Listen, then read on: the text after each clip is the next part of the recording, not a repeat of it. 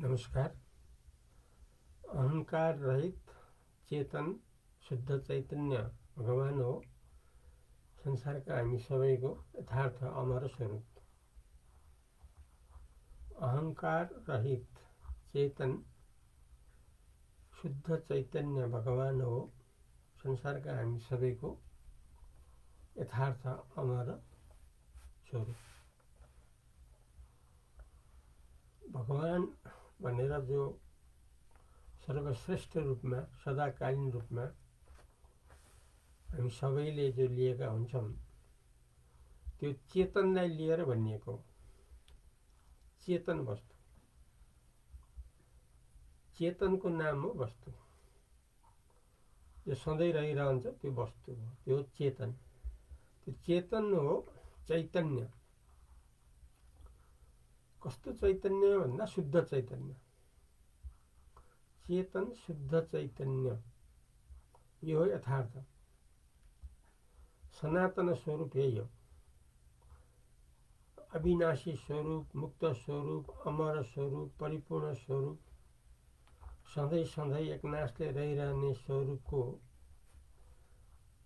वर्णन, परिभाषा, अर्थ यही हो। के हो भन्दा चेतन शुद्ध चैतन्य।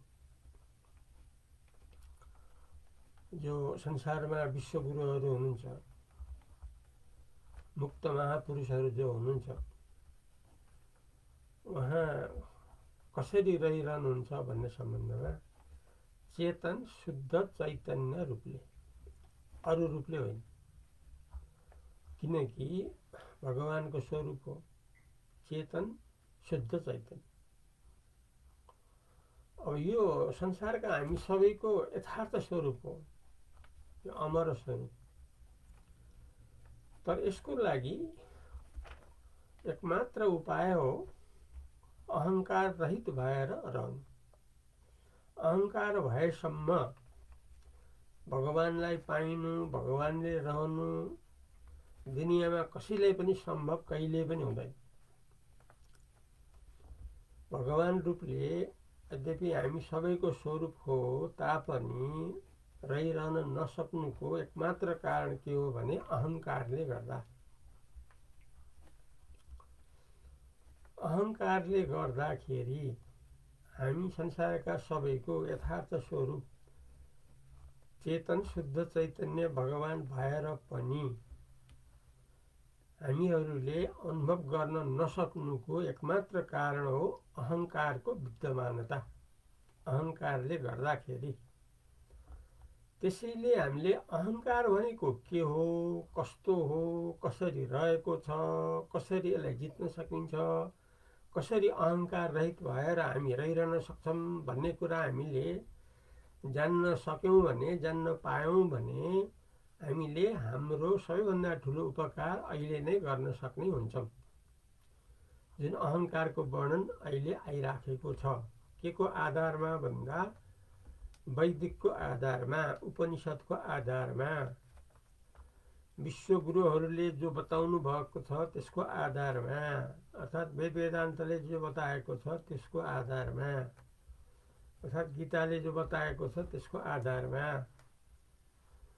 अथवा हिन्दू धर्मले जो बताएको छ त्यसको आधारमा। त्यसकारणले संसारका हामी सबैको परम कल्याणको उपाय देखाउने जो हिन्दू धर्म हो त्यसले हामी सबैलाई चेतन शुद्ध चैतन्य भगवान रूपले रहिरहनलाई अहंकार रहित भएर बस्ने उपाय बताइराखेको छ, जुन अहिले वर्णन हुन गइराखेको छ। सबैको पुण्य पुण्यको कारणले, सबैको यथार्थ स्वरूप अमर भगवान भएको हुनाले, त्यो चेतन शुद्ध चैतन्य मात्र भएकोले, यसकारणले सबैको पुण्य पुण्यको कारणले यसको वर्णन अहिले हुन गइराखेको छ। अहंकारको विषयमा अहंकार, यो अहंकारमा दुईटा मिश्रण छ, चेतन र जडको। चेतन र जड अहङ्कारमा रहेको छ, जसले गर्दाखेरि अहङ्कार नै सब कुछ हुन गएको कारणले अहङ्कारले नै आफ्नो साम्राज्य लिएको हुनाले हामी जो चेतन हिस्सा हो, जो भगवान हिस्सा हो, त्यो अनुभवबाट वञ्चित हुन पुगेका थियौँ यसअघि। तर यसपछि होइन, किनभने अहङ्कारलाई हामीले स्पष्ट जान्न सक्ने आधार खडा भएको हुनाले। त्यो आधार के हो भन्दाखेरि अहङ्कारमा जो चेतन र जड हिस्साले जो रहेको छ, अब यसमा हामीले चेतन हिस्सालाई अलग्गै, जड हिस्सालाई अलग्गै गरेपछि अब अहङ्कार त जडभित्र पर्छ। त्यहाँबाट नै यसको जो हो ग्रन्थि, जो हो गाँठो हो, जो सबैलाई झुक्क्याएको छ मायाको कारणले, अब झुक्क्याउन सक्दैन, किनकि अब गाँठो फुस्किनेवाला छ अहिले तत्कालमा। के गाँठो भन्दाखेरि जड र चेतनको गाँठो। अहङ्कार यथार्थमा त जड हो, तर चेतनलाई नछुट्याएको हुनाले यो चेतन जस्तो, प्रकाश रूप जस्तो, बोलावाला जस्तो रूपमा, सर्वे सर्वा रूपमा हुन आएको थियो।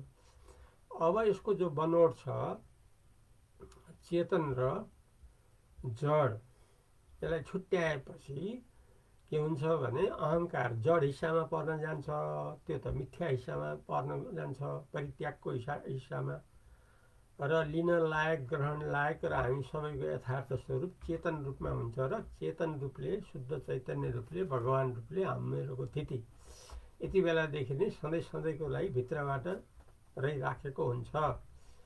जीवन मुक्त, देह मुक्त रूपले। यद्यपि प्रारब्ध भएसम्म शरीर संसारको कामकाज हिजो अस्ति जस्तो थियो त्यस्तै रहला, त्यस्तै होला आयु अवधि हुँदासम्म, तापनि हामीले अहङ्कारलाई यथार्थ जानेर यसलाई चाहिँ चेतनबाट अलग्याएर यसलाई मिथ्या भनेर परित्याग गरेपछि अब यो चाहिँ नि हाम्रो अधीन हुन जान्छ। यसको अधीन हामी हुन पर्दैन। चेतन चैतन्य रूपमा भगवान हो, त्यही रूपमा हाम्रो स्थिति हुन जान्छ। त्यसैले अब अहङ्कारको विषयमा हामी जाउँ। अहङ्कार भनेको के हो, कस्तो हो भन्ने सन्दर्भमा अब यो ज्यादै मसिनो कुरा हो, ज्यादै सूक्ष्म कुरा हो। यो एकदमै मसिनो सूक्ष्म रूपले हामीले यसलाई विचार गर्नुपर्ने हुन्छ, भन्नुपर्ने हुन्छ, सुन्नुपर्ने हुन्छ, लिनुपर्ने हुन्छ। किनभने मोटा कुरा होइन, जस्तो स्थूल शरीर जस्तो मोटो कुरा होइन, त्यो त देखिन्छ, जड भनेर हटाउन सकिन्छ। प्राण पनि अब त्यो दृश्य हो, त्यसलाई पनि अब त्यो जड हिस्सा भनेर, दृश्य हिस्सा भनेर त्यसलाई पनि हामी हटाउन सक्छौँ। त्यस्तै 10 इन्द्रियलाई पनि हटाउन सक्छौँ। दृश्य जडको रूपमा, मनलाई पनि, जड बुद्धि रूपलाई पनि हामी हटाउन सक्छौँ। तर अहङ्कार जुन छ ज्यादै गढेर आजसम्म बोलावाला भएर रहेको हुनाले यसलाई चाहिँ नि ज्यादै सूक्ष्म रूपमा हामीले हेर्नुपर्ने, सुन्नुपर्ने, भन्नुपर्ने हुन्छ, जुन अहिले यति बेला हामी सूक्ष्म रूपमा गइरहेका छौँ। अहङ्कार दुई किसिमको छ, एउटा शब्द रूपमा, एउटा प्रत्यय रूपमा। प्रत्यय भनेको ज्ञान रूपमा, जान्नु रूपमा, किनभने हामी त जान्नु रूपमै रहेका छौँ नि, शब्द रूपमा पनि छौँ। तर शब्द के छ भने शब्द रूपमा अहङ्कार जो छ त्यो चाहिँ नि लाटो मानिसमा अथवा यो पशु पंक्षीमा त्यो शब्द रूपमा चाहिँ नि अहङ्कार हुँदैन। त्यो चाहिँ नि प्रत्यय ज्ञान रूपमा हुन्छ। अब जो प्रत्यय अथवा ज्ञान जो हो, जसलाई अहम भनिन्छ, जसलाई म भनिन्छ, किनकि म मेरो त मुख्य जड हो, मेरो को पनि अझ चाहिँ भित्र लुकेर बसेको त म भाव छ, जसलाई अहम भनिन्छ, जसलाई अहङ्कार भनिन्छ। यही अहम ज्ञानले नै सब छेकिदिएको चेतन चैतन्य भगवानलाई। त्यसैले यो अहम ज्ञान जो अहङ्कार हो यो दुई किसिमको हुन्छ। फेरि पहिला त अब शब्द